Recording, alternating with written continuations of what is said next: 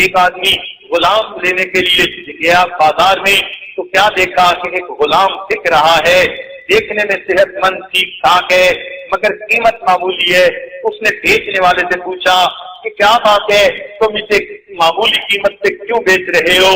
وہ کہنے لگا اس میں ایک عیب ہے۔ پوچھا کون سا عیب؟ اس نے کہا کہ یہ لگائی بجائی کرتا ہے۔ تو سوچنے والے نے سوچا یہ کون سا اتنا بڑا گناہ ہے، میں اس کو سنبھال دوں گا، تھوڑی قیمت ہے۔ اس نے وہ غلام خرید لیا، گھر لے کے آیا۔ چند دن کے بعد اس غلام کو جب گھر کے ماحول کا پتہ چل گیا، اب اس نے اپنی لگائی بجائی والی عادت پر عمل کرنا شروع کر دیا۔ خامد کو بیوی کے بارے میں بتاتا کہ یہ اچھی نہیں، اور بیوی کو خامد کے بارے میں کمنٹ دیتا کہ تمہارا خامد اچھا نہیں۔ چنانچہ ایک دفعہ کیا ہوا، بیوی کے پاس اس کو موقع مل گیا بات کرنے کا، تو اس نے یہ بات کہی کچھ پتہ بھی ہے تمہارا میاں تو باہر ایک اور شادی کرنا چاہتا ہے اور سب چیزیں طے بھی ہو چکی ہیں اور تمہارے اوپر سوگن آنے والی ہے اور تھوڑے دنوں کے بعد تمہاری وہ حیثیت نہیں رہے گی جو اس وقت ہے۔ اس قسم کی باتیں کر کے اس نے عورت کو اتنا ڈرا دیا کہ بہت زیادہ سوچنے لگی اب میں کروں تو کیا کروں۔ چنانچہ جس نے بتایا اسی پہ اعتماد وہ عورت بیچاری ڈر گئی کہ تم بتاؤ اس مصیبت سے میں کیسے چھوٹ سکتی ہوں۔ کہنے لگا ایک طریقہ میں بتاتا ہوں کہ ایک عمل ہے جو کوئی آدمی کرتا ہے مگر اس کے لیے اس کو خاوند کی ریش کے داڑھی کے بال چاہیے ہوتے ہیں، اس لیے اگر تم مجھے خاوند کے داڑھی کے بال کاٹ کے دے دو میں اس سے عمل کرواؤں گا تو پھر یہ اپنے تمہارے اوپر سوگن لانے کی بات ہی بھول جائے گا۔ عورت بیچاری جو بھولی تھی اس کو پتہ ہی نہیں تھا اس مکر و فریب کا، وہ بات سمجھ گئی۔ اس نے کہا بہت اچھا۔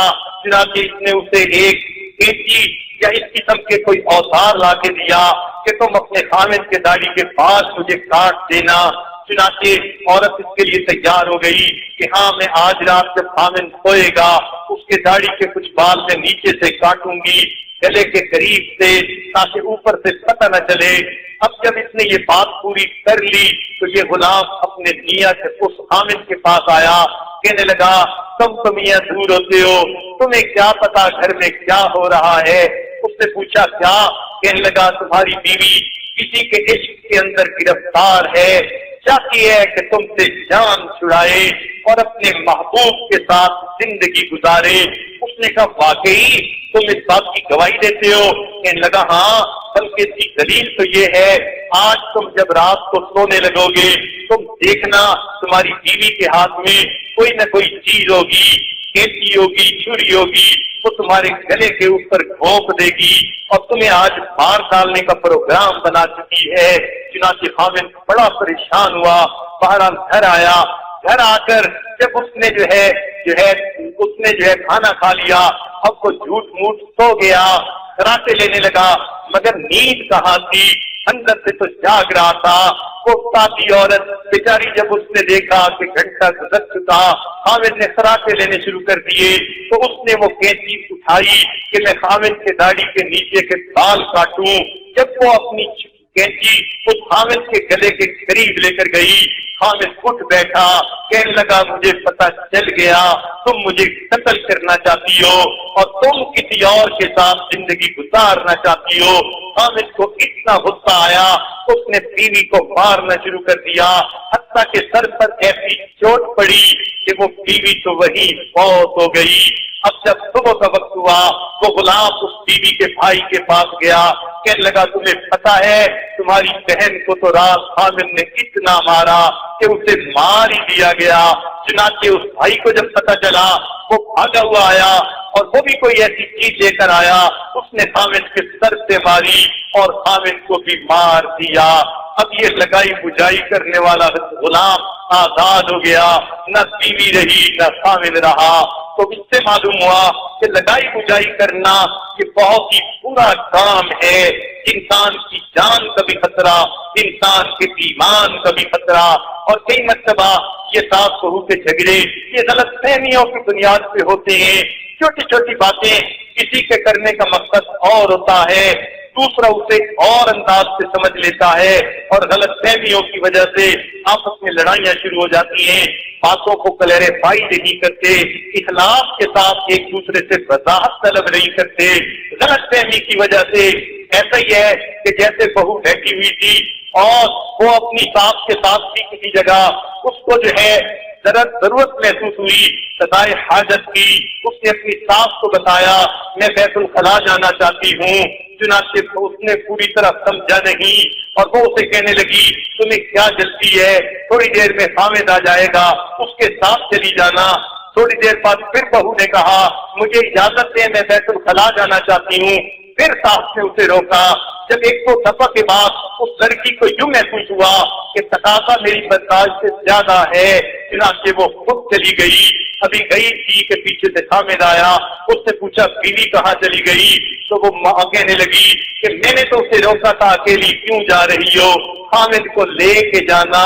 तो माँ समझी कि शायद ये बैतुल खाला जा रही है, खाला के घर जाना चाहती है।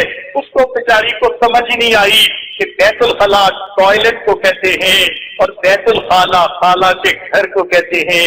तो कहने वाले ने कुछ कहा, सुनने वाले ने कुछ सुना और इसकी वजह से मुसीबत खड़ी हो गई। शैतान मरदूद इस किस्म की गलतफहमियां दिल में डाल देता है और फिर घरों में झगड़े की इब्तिदा हो जाती है।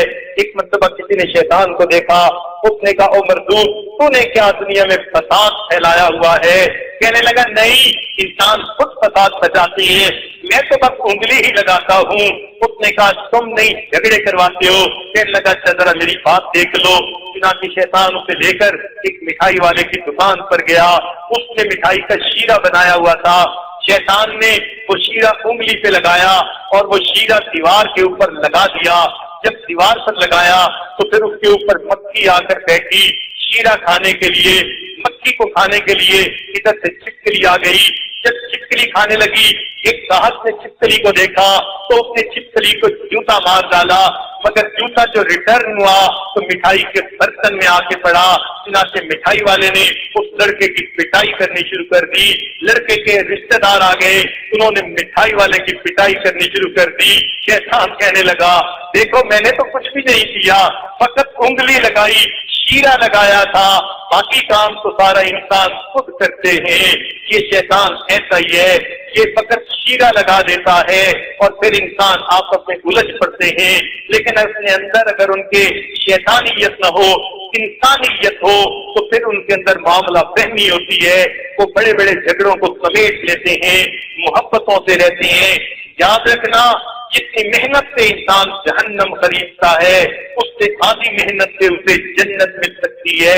हम क्यों अपने घरों के माहौल को खराब करते हैं? चाहिए कि उसे नेकोकारी का माहौल बनाएं और अपने जो है अल्लाह की बंदगी करके जिंदगी गुजारें।